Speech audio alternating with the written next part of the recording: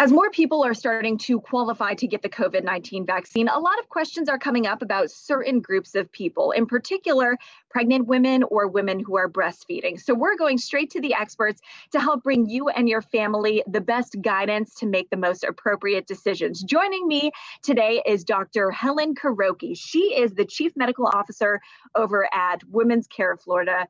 Dr. Kuroki, thank you so much for joining us today. Oh, my pleasure. Thanks for having me.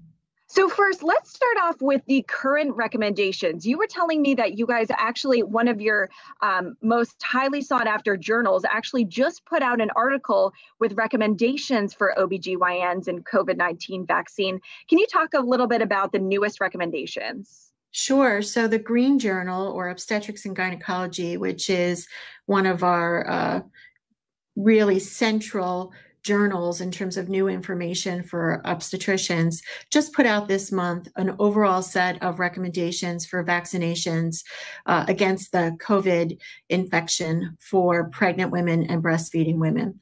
So here in the United States, we have a very high number of people who continue to be infected with COVID.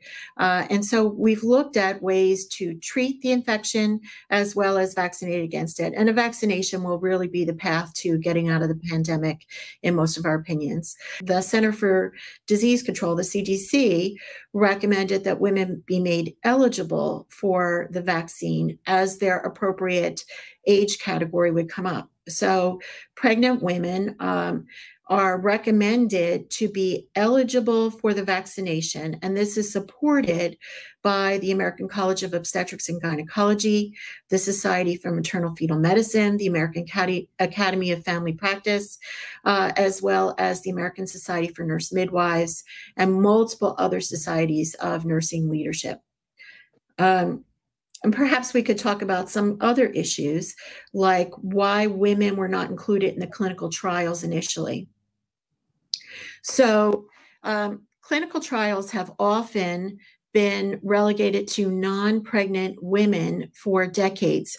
Over the last 8 to 10 years, many organizations have suggested that pregnant women should be included in these studies.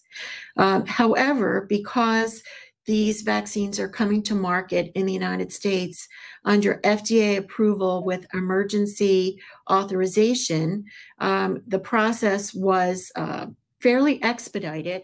And so the usual studies that look at pregnant women to make sure the fetus or the baby is safe were not undertaken.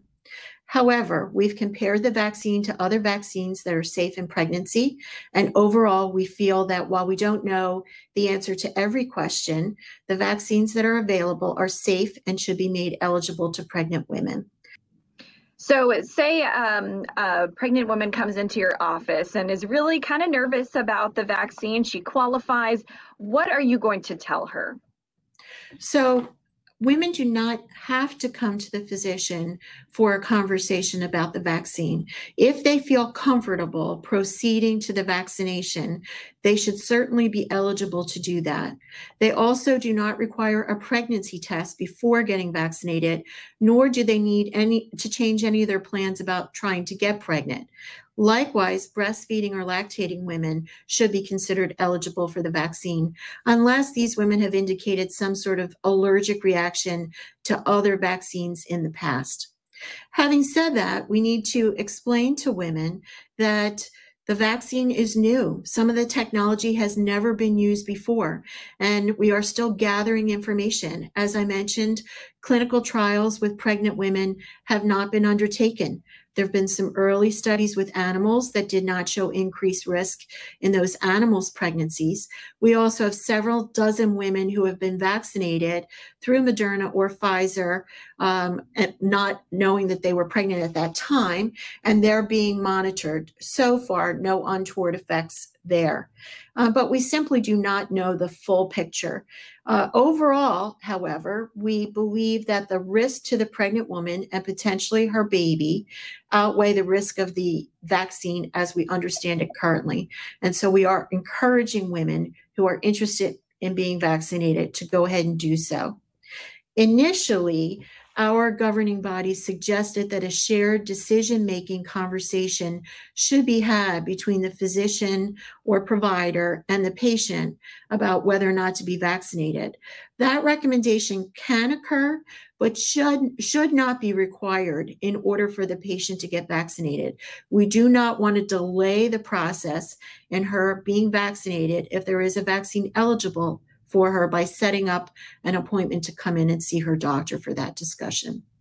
All right, doctor, thank you so much for joining us today. Really good insight about the COVID-19 vaccine. Thank you so much.